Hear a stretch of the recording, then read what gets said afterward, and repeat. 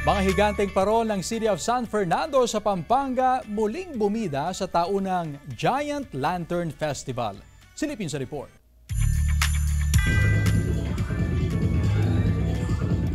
Nakisayaw sa tugtog ng musika ang mga naglalakihang giant lanterns para sa ika-116 na Ligligan Parol o Giant Lantern Festival sa lungsod ng San Fernando sa Pampanga. Ngayong taon, nasa 10 barangay ang nakisali sa kompetisyon. Bawat higanteng parol, hindi bababa sa 20 talampakan ang taas. Bukod sa pagandahan ng tila pagsayaw ng ilaw kasabay ng musika, ang mga pambato ng mga barangay kabog sa kanilang mga gimmick at pakulo. Nakamamangha ang tila laser light show na effects ng mga parol. At syempre, stand out ang parol ng San Nicolas na may Holy Family, imahe ni Jesus at sparkling stars pa. Sila ang itinanghal na kampyon ngayong taon.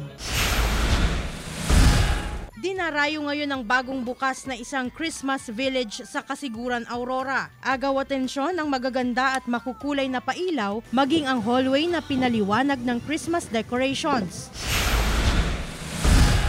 Sa Dilasag, Aurora naman, 11 giant Christmas tree na gawa sa indigenous materials ang instant atraksyon sa harap ng kanilang munisipyo. Binuksan ito sa publiko upang iparamdam sa mga residente ang diwa ng Kapaskuhan sa kabila ng sunod-sunod na bagyong naranasan sa lugar. Glam Calicdan, Dizon, One North Central Luzon.